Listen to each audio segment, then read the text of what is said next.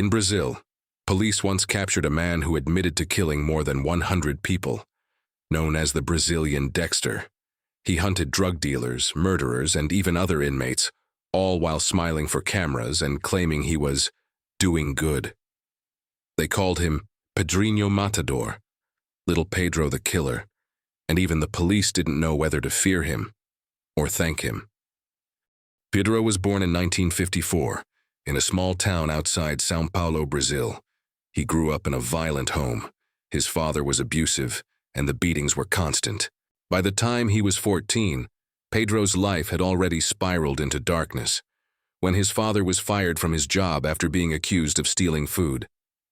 Pedro grabbed his grandfather's gun and shot the man who fired his father right in front of the town hall. That was his first murder. After fleeing town, Pedro began living on the streets and fell in with local gangs. But instead of joining their crimes, he started hunting them.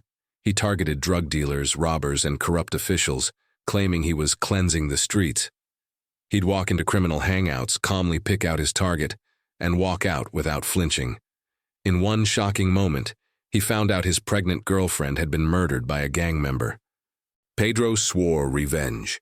He hunted down every man involved and killed them all one by one.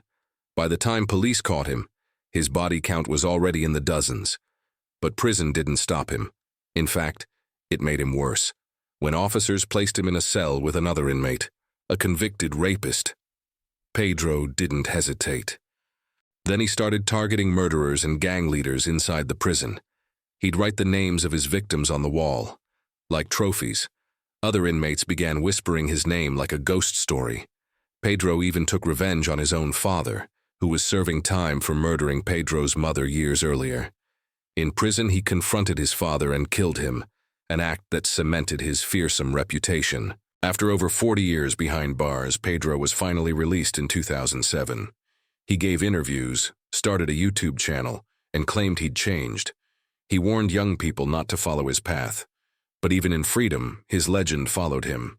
In 2023, after years of living quietly, Pedro was ambushed by several men and murdered.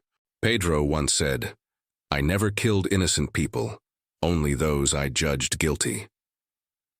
But after decades of violence, one question lingers. Was Pedro Rodrigues Filho a vigilante delivering justice, or lost to his own insanity? Thanks for watching. Don't forget to like, share, and subscribe, and as always, look twice. Monsters blend in.